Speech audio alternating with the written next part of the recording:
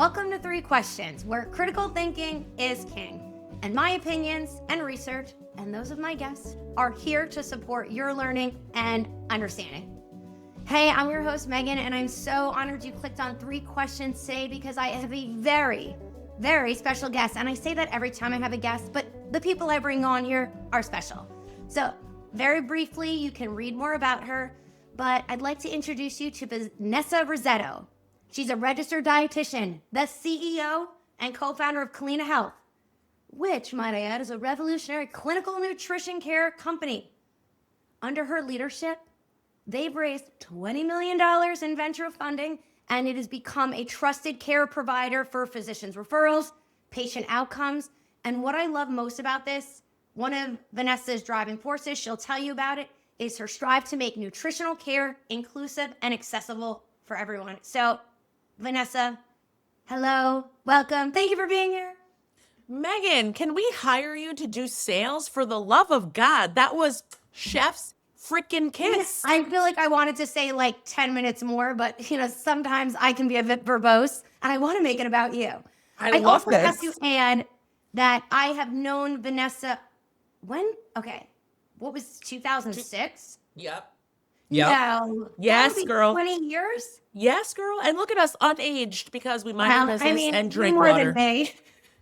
No, you are a vision. Drink water, guys. So, Vanessa, yes, hydration is key. Vanessa was a client of mine at my first Pilates studio, Premier Pilates and Training. Not a great branding name in Hoboken. Yeah, but damn, it was so good.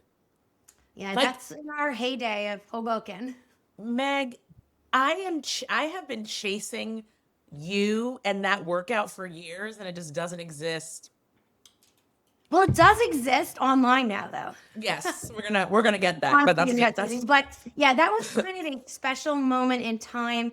I had a kind of reformer Pilates studio before it was kind of a thing, so it wasn't a great business model. But at 26, I barely knew what I was doing, but we had a lot of fun.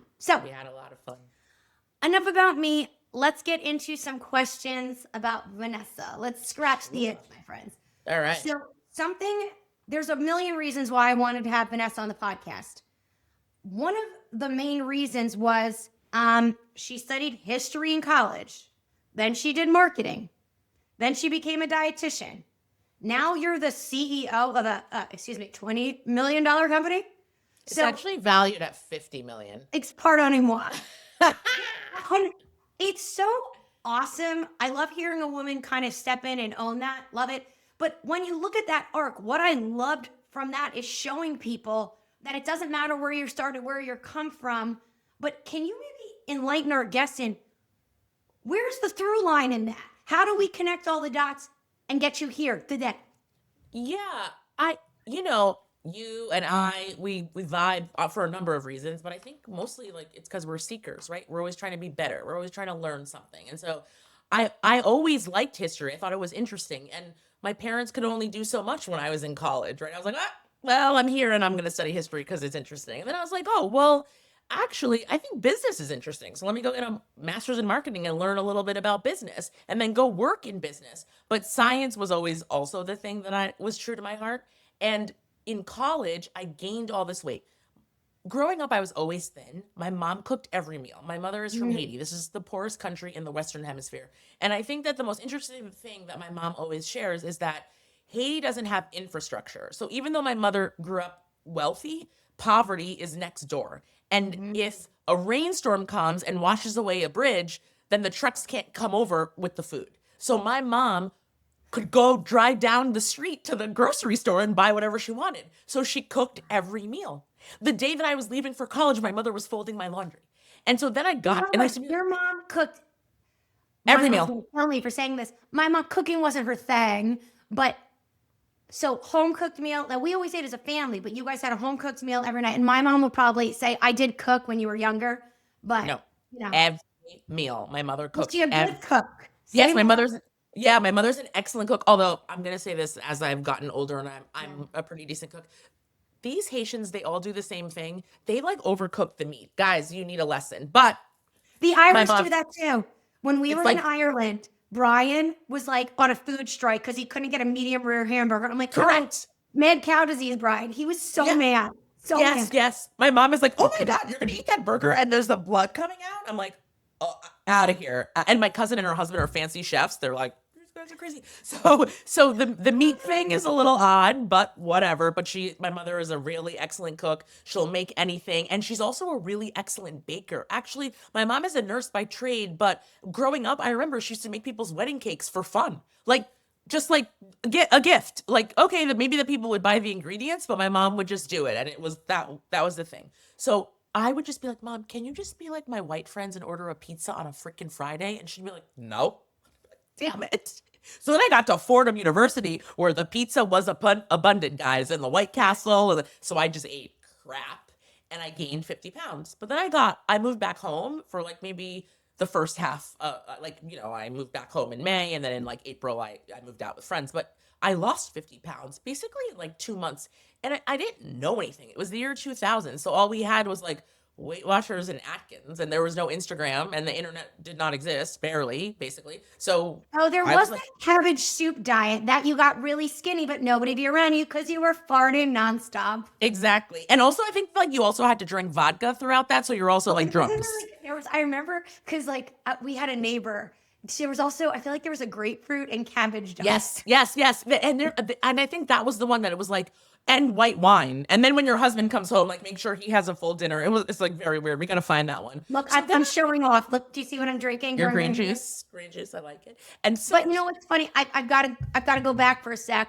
Is something interesting about my mom. Although she did cook when we were younger, we never had soda or junk food. We had to go to Blake Roberts' house down the street to get those sugary cereals. that's okay. So my We parents never had fun food. Never. my parents did not care if you drank soda, like corn pops, corn flakes. Like they didn't care about that stuff. They were like, you better get good grades, don't curse, go to church, and do not get pregnant. That and get your ass up at 6 a.m. for the bus, or you are going to get and murdered. home cooked meal.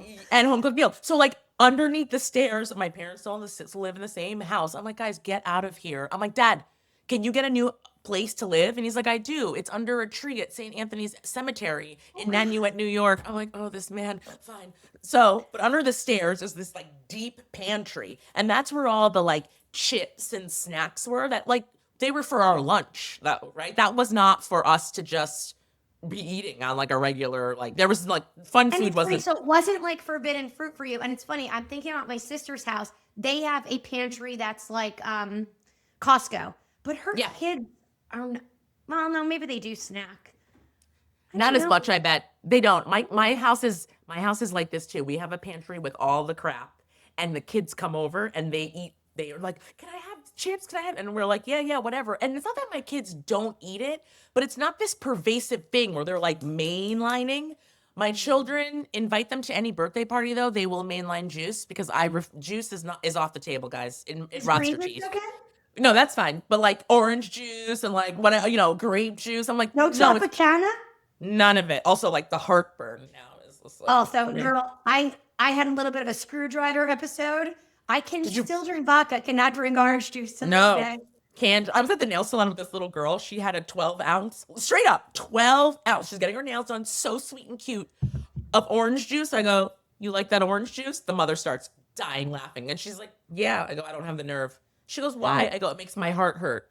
She was like, what? I was like, your mom will explain. It was like, so So you're scaring children at this. yeah, listen, I'm doing God's work. And so I lost 50 pounds, and I was like, I didn't do anything. I just ate my mom's food because the first job out of college, I made $25,539. So I couldn't like buy my lunch. I had to bring my lunch.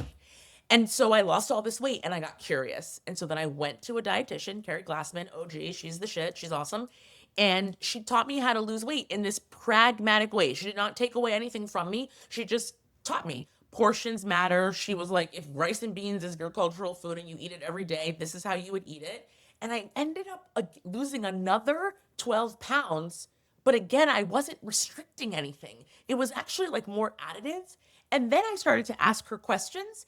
And she was like, yeah, and it was medicine adjacent and you learned in a hospital. And I was like, oh, that's cool. I'm going to go do that. And like, that's how it happened. That's how it happened.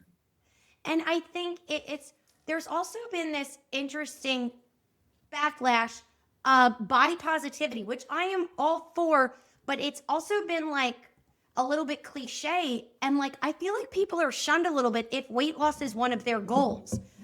I'm kind of like, your goal is your goal. Like, I've had That's clients right. with neuro conditions, younger people, and I was like, hey, you're not really doing your gait exercises. And we talk about their goals, and her goals was not walking better. She's like, I'm fine. I want to lose weight. And so again, I feel like sometimes people are shamed for their goals. So I appreciate you talking about that. It's okay to want to lose weight, but I think the conversation is about how we do that, why we might need to lose weight, and really what we're eating. People come to me all the time and they're like, I've had people say, I think I want to lose weight. Also, by the way, just for later, I have a very good friend who was just diagnosed with progressive MS and she needs to come to you. That's a later story. Anyway, I okay. got you. Yeah. So people will come to us and say, I want to lose weight, but I think it's the wrong thing. And I'm like, okay, let me ask you some questions. And then they ask the questions and I'm like, okay, you do not have an eating disorder, so we will help you lose weight. That is perfectly fine. And I am so tired of dietitians telling people this is why we don't get the respect that we deserve. What you eat matters. The amounts that you eat matter. Do not tell people that eat and drink whatever you want whenever you want because eventually you will tire of it because the way we produce food in this country, it's called the bliss point, is to keep you addicted to the food. God damn it, Doritos are the perfect food. That chip is delicious. It tastes the same. It is fake and You know you're what my not gonna problem is? stop. Not so. I have realized this problem, the healthy Dorito, meaning late July. No Yeah. offense. Oh my Yeah. God. Their jalapeno tortilla chip is like a Cool Delicious. Ranch Dorito. Like, it is so good. And I find that it's easy to go down a rabbit hole and become nuts. And I remember as soon as you're born, you're dying, eat the Oreos, chill out in moderation. But I do think there is like $1 billion industry of the health industry telling people this food is bad, that food is good. Like, I feel like sub question. So you didn't, hold on, I'm going to say this question. Yeah. Question, what's the through line? So and the question is, you've always had all these interests, and when did it really click that you're able to do all these things? Because you actually look at nutrition history. You look at business because you build a business. Did you was there a moment where you realized, oh my God, I'm doing it? Yes, I was like, oh, nobody knows, and we're all getting sold a lie, and you are trying to be like J-Lo, because I mean, she's perfect, and I don't care what you say. Maybe she's crazy, but she's beautiful. And like J-Lo has a chef in her house that makes radishes taste like chocolate-covered strawberries. Stop it, everyone. Like, just stop. And so what I wanted to do was to give people the truth, right? Like you and I, we're not for everyone, we're for each other, and Not we chocolate give chip it, cookies. and we're straight shooters. And so it's just like when you come to me and you say, I want to be 120 pounds and you're in a larger body, I ask these questions. When was the last time you were 120 pounds? And you say never. What was the lowest weight in the last 5 years? 200 pounds. Does everyone in your family live in a larger body? Yes. Okay, then. The likelihood of you being 120 pounds without us doing some disordered, whacked out shit is probably non-existent. So why don't we just start with changing the habits, seeing how long it gets us to get to where we want to go. I am going to show you how to do it. Some stuff is off limits. Like, you don't need to drink a fifth of a handle of vodka a week. Like, sorry, it's going to give you cancer and just going to make you die. But I'm not saying not to drink. I'm saying that's where we're going to have Make to your figure it out. choices. Make your Make your choices. choices. And let's collect the data because the data gives us the proof. Yeah, I And guess people probably don't like hearing that of like, but we have to accept the genetic components, but also I think there's a place of like, I look at it from a neuro and sensory perspective. I feel that if we can, I as an adult realized I have major sensory issues. And if I would have known that as a kid, I think my mom would have been able to manage it better and Yep. understanding what fullness feels like, or when my skin is pressing into my clothes, that doesn't mean you're fat. It means something else. And I just think that's a longer conversation, but I want to go back to two things you said that was really important. Yes, J Lo. I kind of have a thing for J Lo because as someone in uh, an average healthy body, but with a Yep. larger backside, I appreciate J Lo because I was Me always too. very self conscious about my backside. Now all these people are like, oh my god, I wish I had your butt. I Yeah. did not think that in high school, Guys, we but always you told Maggie you that her butt was oh, perfect. stop it. But something you brought up, which you work on, is J-Lo has a lot of money. And Yeah. like there's food deserts. Like I remember getting my master's at Columbia and we were looking and it's like, they're like, oh, these people just need to eat more fruits and vegetables. They're making bad choices and going to McDonald's. And then we looked and we're like, where is there anywhere they can get fresh fruit and vegetables? And it, as someone who grew up in an area with a lot of accessibility, I was like, oh my God, we are blaming people for things a little bit out of their control. So let's talk about how Kalina Health was developed to make nutrition accessible and affordable.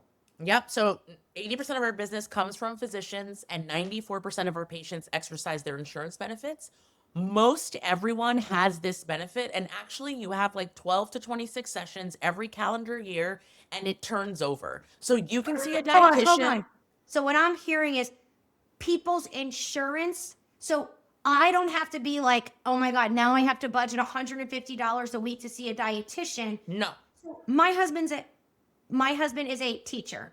We are Yeah. in New Jersey, have great health benefits. So Yeah. what you're saying is I probably could go to Kalina not for free, but have it covered by insurance of what we're already paying for. Well, it Why is don't free. people know this? What's your husband's insurance? What is it? The Horizon Yeah. MJ Direct. Okay, so that is my biggest investor. They have led every single round. You have unlimited sessions with a dietitian. And yes, you and your husband can come every single week for the rest of your lives. And you probably have a copay of like $10. So that's what you would pay. $10 So to $10 is more affordable than $150, $200. So I want everybody to hear this right now. This is news to me as well. I kind of feel like an idiot. No. But I'm even just thinking about my parents and my mom. Like, Yep. it's just like, I think sometimes people are like, well, I want to put the money to this. Maybe I want to get a facial. Maybe I want to get a haircut. Maybe I want to do Pilates. Yeah. But knowing that, depending on your insurance, guys, so I'm not claiming everybody, but depending No, on everybody. insurance, Everybody, we take all commercial insurance and Medicare Advantage. The only one that is a little tricky is Cigna. Cigna across the board only pays for 3 to 6 sessions, but then we have membership models that better than nothing. that's right, because you could just come once a month, and then we do leverage technology to review your food journals and help you with that. And like, I see people for free all day long because it helps keep me fresh, right? And like, you're here to help people. But to your point, what you just said before, you were at Columbia, you looked, you saw there was no place for people to get this food. That is the job of the dietitian. That is actually what food as medicine is. It is me understanding you, your culture, how much money you have at the end of the week, and letting you know at Mount Sinai, starting from May until October, you can use your SNAP benefits to get organic fruits and vegetables at the farmer's market that is right outside. So anybody in New York City, but most of those people that live on that Upper East Side, and there's large housing projects over there, they can use their SNAP benefits to go and get those fresh fruits and vegetables that they identify as things that they want to have. Why is there such a? I see it. It bothers me. Of like people like, oh, they shouldn't be able to use SNAP benefits on soda and stuff like that. And here's my take on it. And please tell me if I'm completely wrong. You know what? Sometimes I want a soda. Sometimes I want a treat. So Correct. And also, Yes. I hate to say it, like for me, sometimes if I have to lecture, I lecture better on an empty stomach. Sometimes a few sips of Coca-Cola can give me the sugar, and I know it's not great nutrition, but like I get like I would want people to make the best choices for themselves for their health, but like I kind of get mad. Like some people smoke, some people drink, some people overeat, some people overexercise. It's like we like pick which vice is okay, and then the other ones are fine or not. 10 years ago in New York City, there was maybe 15, there was a proposal to increase SNAP benefits by $5 extra per person, because that would make it able for people to buy fresh fruits and vegetables. And I always talk about like frozen, because I'm like, hey guys, you can get frozen like at the dollar store, like to help yourselves, like do the best. And it was Thoughts on rejected. frozen vegetables? They are allowed to ripen to peak and flash frozen, so minimally processed. So if I can get those at the dollar store, my mom's like, they're not $1, they're $1.25. I'm like, fine, mom. Not But enough. Come on. That's not something my mom would say. yeah, but at least for $1.25, you can get broccoli, you can get cauliflower, you can get string beans, you can get peas, you can get vegetables. So why are we not encouraging people for that? And also, it's cheaper to buy soda than to buy La Croix seltzer. It's cheaper to buy Also, it's much Yoplait. tastier. But Yes. also, but here's the other thing. Green beans Yeah. are not as delicious. I'm just No, But it's they're funny, not. I was just out in California, and one of my students, shout out to Alejandra and her husband Ignacio, he is a great cook. So when Do they I'm call out him for my- Nacho? They call him Nacho? Ignacio is his name. But do they call him Nacho as a I nickname? don't know. I'll have to Ask. ask. Yeah. Yes. So That's fun. they're from Bolivia, and what was so interesting, he turned me on to Peruvian ceviche. He got me to eat salmon, but everything was home cooked. And I was just like, I always feel better when I leave there. And he goes to the store and cooks. And it was just so awesome. And I realized I loved fava beans. So he would boil them and we would pop them out. And I was like eating, while we were chatting, I was just eating them like candy rather than chips.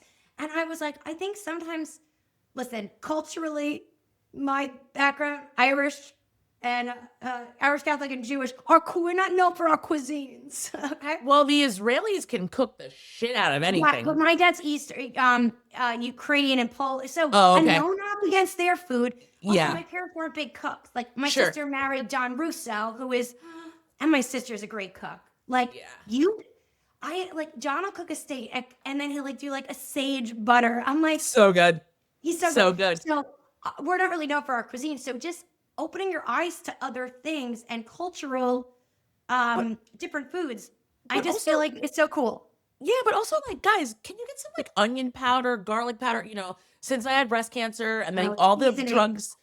drugs that they gave me, now I have osteopenia, and you know, I lift weights. I'm lifting heavier, all the things. And then I was like, oh yeah, I remember in Asia they don't have osteoporosis, and why? It's because they eat bok choy. So I'm here with Michael, right? And I'm like, Michael, how do I make bok choy taste good? He's like, girl, onion powder, garlic powder, olive oil. I was like, okay. Delicious. I eat it every day. The kids eat it every day. Like, you can also get a frozen bag of vegetables, cut in the middle, take what you want out, tie it in the middle. Shout out to Rachel Mansfield. She used to live in Hoboken and we were friends, and she taught me that. So it lays flat in your freezer. Cut it in the So middle.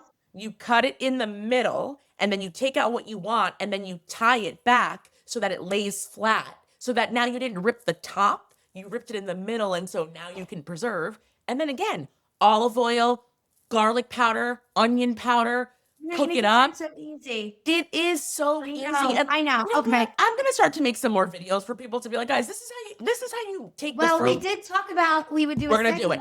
Vanessa teaching Meghann how to cook. I'm coming over. We're gonna No, cook. It's gonna you be just- super. You just casually slip something in there. So I'm going to take it as a door to ask a Okay. question. Unfortunately, Vanessa was diagnosed with breast cancer. Was it 2025? 2023. 2023. I have no concept of time. Same. And I'm assuming that was a surprise to you. It was really devastating, but I'm going to change what you said. I'm going to say, fortunately, I got diagnosed with breast cancer in 2023 because I believe it saved my life, because it made me change the way that I live my life. Meaning, if it doesn't bring me joy, I'm not doing it. Full stop. And thinking about, it's not in my family. Cancer is, I mean, yeah, okay. Weirdly, my cousin Cindy, right? We say our cousins' names. My cousin Cindy died 10 years ago. She had cholangiocarcinoma. That's a very rare, weird cancer with a 0% survival. That's weird. But there's no cancer in my family. So, like, how did this happen to me? And that's why I said surprise. I couldn't think of a really good word. Yeah, it 'Cause was a it's surprise. It was so devastating. I was like, I don't drink alcohol, I exercise every day. I feel guilty if I don't eat a vegetable. Why did this happen to me?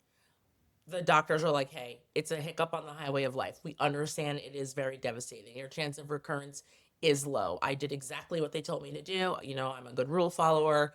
And then it also kind of solidified more for me what we do at Kalina, because we're also like the quarterbacks for patients. Because the richest people a lot of times have the lowest health literacy. The smartest people, I've had this conversation with my father. My father is an engineer. He's very smart. He speaks 7 different languages. And I'm like, Dad, he'll be like, can't you just take a pill for that? I'm like, what is wrong with you? Didn't you study biology? And he's like, no, girl, I studied. Celiac. What my dad acted as if I got diagnosed with cancer.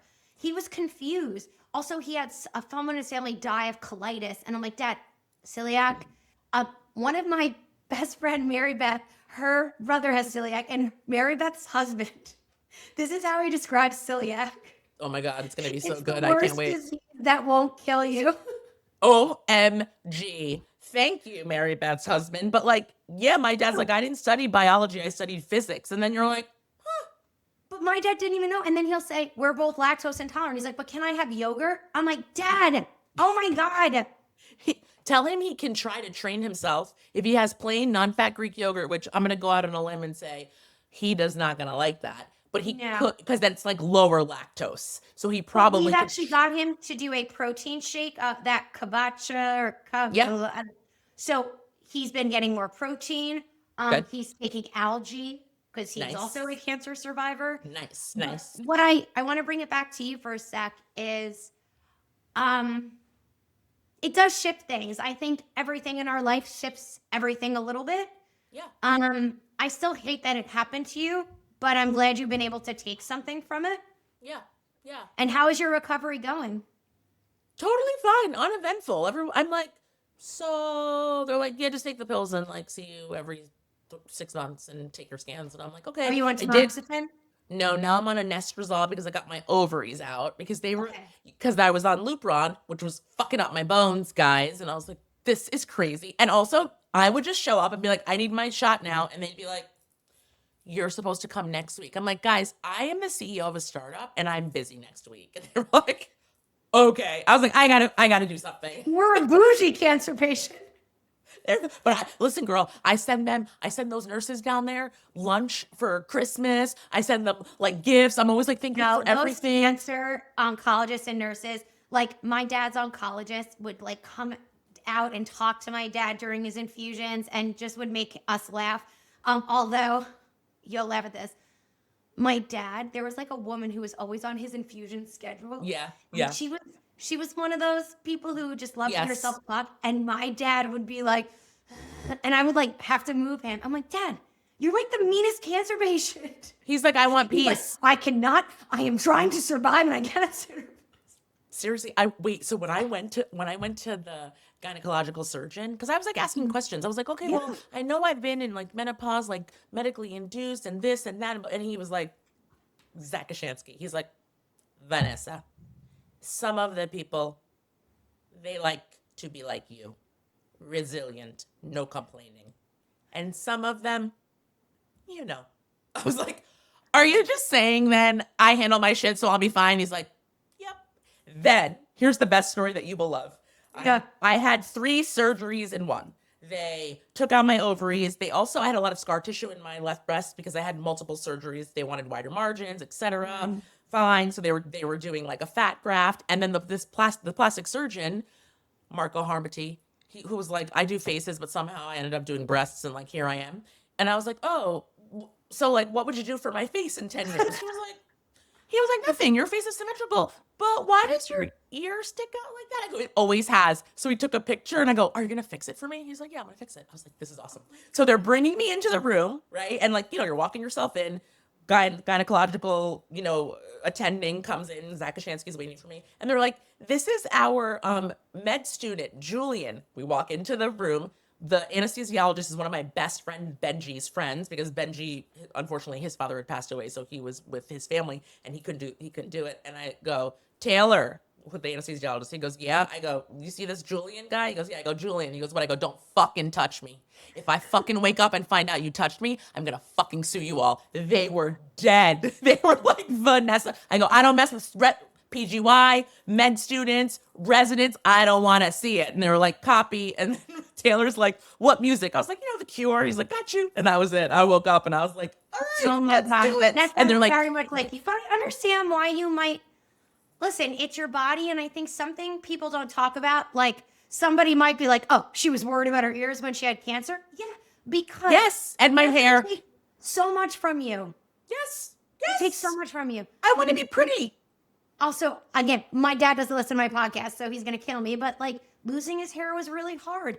But you know, it's okay. His oncologist, you'll laugh, bald guy, Dr. Horkheimer, who's in Little Silver, and honestly, an angel. Amazing. Yeah, like, I have the same. I couldn't have picked a better person for my dad.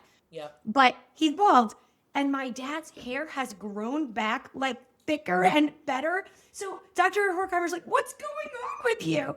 But it's like it robs you of so much. It's like, let people be vain. Get off their jock.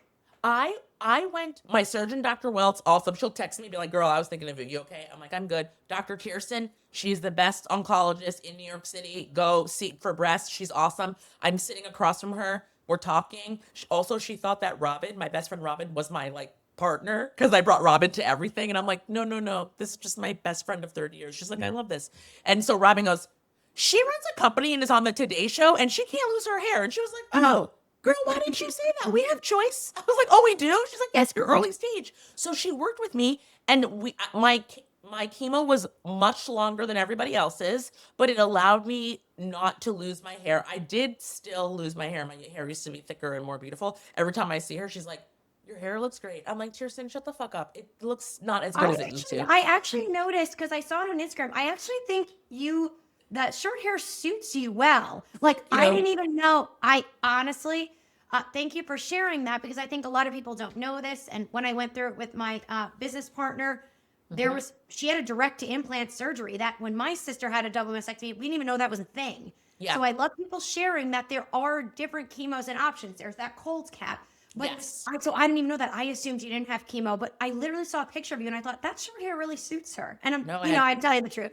Yeah, no, I know. I had very long chemo. I did all of the things, and it was just like, okay, this is what it is. But it allowed me to continue to be the face of my company. It allowed me to go out and fundraise. It allowed me to continue to be on the Today Show. I did not have to expose myself to people right away. So that was a good thing. And like, hey, it doesn't feel good to be sick and to not have your hair and to not be able to move your body and to not be able to help your kids. And so like, if there is this one thing that they can help you do, so if you are sick, you should ask, do I have choices? Maybe you don't, but if you do, consider them and don't feel any kind of way. You want to lose weight? You want to keep your hair? Guys, I'm for it. Do it. Do it. And you again, I love your like casual drop in of, a lot of people would die to be on the Today Show. That's not an easy get. So first of all, I want to congratulate you on like just building your company with integrity, not changing who you are at all. And it's something I often think about because you and I are similar and, we lead with humor. We don't always watch our mouths. Yeah. And it's just nice to see somebody being successful on all fronts, family, friends, business, and not losing their North Star, because there's not a lot of role models that don't, Vanessa. So number one, thank you for every other female business owner, potential CEO, honestly. Also, tell us what it's like to get venture capital, be on the Today Show. Like, was that easy, hard, or I feel like these are vague questions. Is there any recommendation you could give someone like a step one on what to do? I love like step ones. They're not sexy, but yeah, I'm gonna say first and foremost, and maybe I'm gonna start crying. So, like we said, apologies, don't care. First of all, my North Star. I didn't grow up feeling like a lot of love in my life, and so my North Star always is that my kids feel a lot of love. And my job in this life is not necessarily to make sure that my kids are happy, happy, happy. My job is to make sure that they are resilient and that they know that, yeah, they're going to fall on the floor and I'm going to pick them up. And so when my kids, it's so funny. My So they daughter, don't always have to be happy, but they will know they'll always be loved. they will always be loved. There's nothing you can do that is going to make me like, I'm not berating you. I'm not, we're going to fix You, Maureen this. Koppele, that was her line. There's nothing you can do ever that would make us love you any less, but there are consequences to every action. That's right. This is, I mean, Mo would just look at us. You just stood up straight.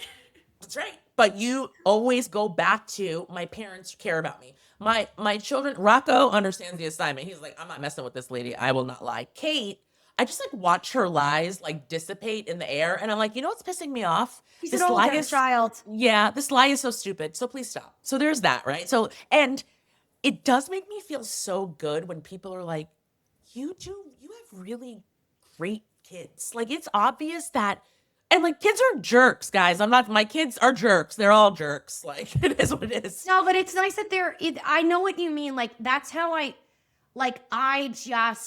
mean, I'm They're like just obsessed with my niece and nephew. I think because I they're like awesome. but no, I've but been like, obsessed with them and I I'm love so, watching them grow. I'm so lucky. I mean, do you remember Anthony on like the Bosu Ball? Yes. But like my sister is so gracious. Like she'll let me post a picture of my husband and her kids as if they're our own. But what's so amazing is like they're such good people. Yes, they're good people. You're raising good people. Kaylin's the daughter my mom always wanted. She's like super into theater, and I am not. And my mom's like, oh, finally I have a daughter who likes theater. But like it, I would love every parent to hear you're doing a great job. If your kids are a little bit jerks, you're probably doing a good job. If you That's think right. your kids aren't jerks, you're probably not doing. That's right. My kids are not soft. But you know what? My daughter and I went out with another family for that kid's birthday. It was just the four of us. Yeah. And we were walking at Rockefeller Plaza and this couple was taking wedding pictures. And this mom and her daughter, they're very judgmental and whatever. They're like, "Oh, that bride is so ugly." And Kate goes, "Oh no, we don't do that. We don't do that. We do not comment on how people look. And also, that's someone's wedding day and you're being very mean." I was like, I'm good here, guys. If I died tomorrow, I did my freaking job.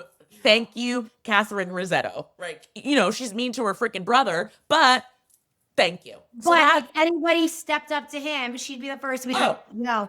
punch him in the face. Yeah, punch him in So- the face. Going back, so family has always been first for you. And I think a lot of mothers, I was just talking to one of my mentees about this. I think being a mom is Mental. no, it's what's the word I'm looking for? It's such an important job that gets zero respect and no pay. It's like an unpaid internship. Yeah. And no matter how you do it, stay at home mom, working mom, everybody is in a struggle because we just want our kids to be okay. And we The kids want are okay, parents. As someone who's an outsider, I look at all my friends. I'm like, y'all, and guys, I also have to call moms out. Y'all are judging each other way too much. The Girl, people I know. without kids, we're not judging moms. It's so funny. I just wish you guys would cut yourselves more slack. And when I say you guys, I don't mean you in particular. Yeah. And is this like setting women back? I think you can be everything you want to be, but there's different chapters and phases in our lives, and you're not going to get certain time back. That's right. Right? And do you want to live your life like, oh, I raised this money and I made all this money and I did all these things and like then you drop dead and you didn't spend time? Let me tell you, working through cancer, in hindsight, that was stupid because I know this from a lot of therapy. I've always wanted the validation from my parents that I didn't get. So I thought if I was a good girl and I raised the money and I doubled the business, even when I was sick, that would be the validation and that would make my investors more endeared to me. Nope. Stupid. And No, it's not stupid. It's honest, and that's why I love therapy because it's Yep. it's a way to be curious and self-reflective. And like Yep. nothing annoys me more. Like my tolerance for people who have no self-awareness is like really low these days. And It non-existent, Megan. I don't want to I talk to have to you. work on that because nothing's worse than somebody who thinks they're so self-evolved judging others. Everybody's at their place. I get it. But, Vanessa and I have some serious loss in our life, people close to us. It's just kind of like I don't have time for that bullshit. You know what you said before, and we weren't recording it, but I wrote it down. You said, "What do you miss most about the person?" And then you tried to emulate that and Every embody day. that, right? And so for Jason, it's the laughter, right? And my cousin Cindy was just a very good person who cared about family. But my friend Keith that just died, Keith lifted you up in the rooms that you were not even in. Yeah. What was his favorite music? I know he's a Oh, musician. What was his we favorite did band?